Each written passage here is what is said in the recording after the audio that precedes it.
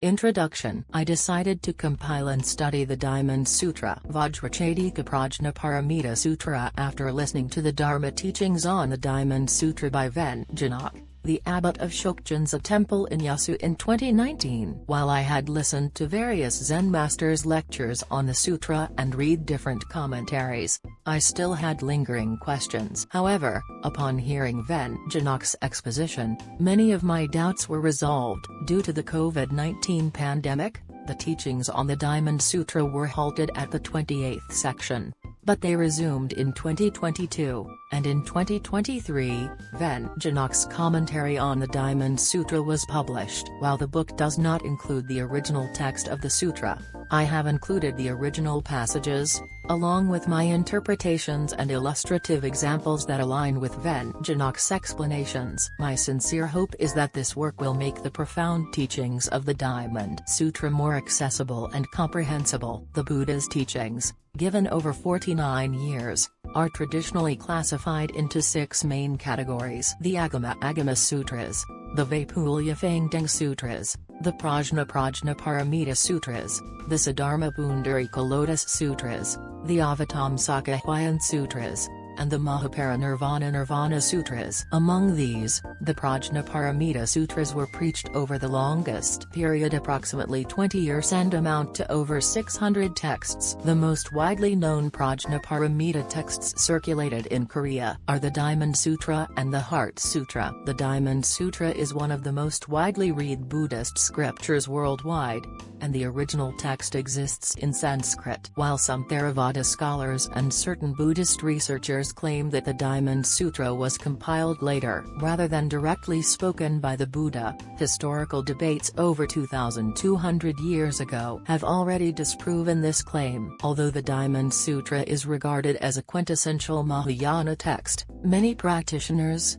including Buddhists, find it difficult to fully grasp its meaning. One reason for this difficulty is that the original text was written in Sanskrit, but more importantly, the core principles of emptiness, sunyata, and non-self, essence of the Buddha's teachings, are revealed directly within the sutra. Even those who possess a foundational understanding of Buddhism often struggle to comprehend its deeper meaning. Over the centuries, numerous translations of the Diamond Sutra have been made. The most renowned translations are the Kumarajiva's classical translation, Guyi, and the Xuanzang's newer version, Xinyi. In China, 5 major commentaries on the Diamond Sutra by eminent Chan Zen masters such as Liu Zu Huineng, 6th Patriarch Huineng, and Guifeng Zongmi are collectively known as the 5 commentaries on the Diamond Sutra. Jingang Jing Wujia Hai Korean Diamond Sutra commentaries have also been heavily influenced by these texts. However, some interpretations in these Chinese commentaries differ from the traditional Nalanda Buddhist exegesis,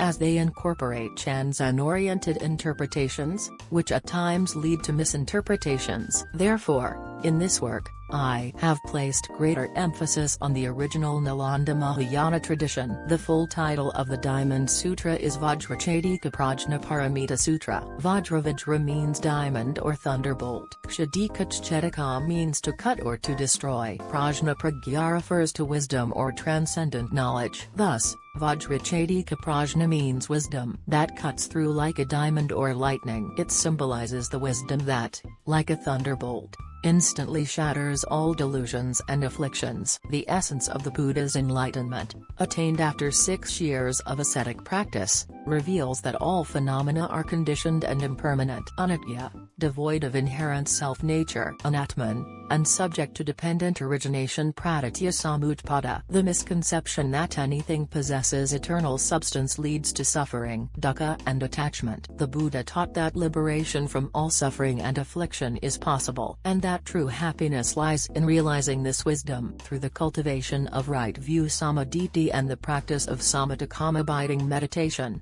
we can develop unshakable concentration samadhi, which enables us to perceive prajna wisdom. It is through this transcendent wisdom that we can attain ultimate liberation, nirvana. Throughout our lives, we strive for higher status, wealth, ideal relationships, gourmet food, luxurious clothing, and comfortable living. Society, books, and conversations revolve around making money and indulging the five senses. However, all of these pursuits bring only fleeting pleasure, eventually leading to greater suffering. It is only when we approach death that we begin to realize the futility of these attachments. We may believe we have lived well, but when we stand at the threshold of death, we are left with nothing but a desperate struggle to avoid the inevitable. Life is merely a temporary postponement of death, and no one can escape it. What we perceive as happiness is like a bubble that appears briefly before vanishing, as ephemeral as a dream. Not only our bodies, wealth,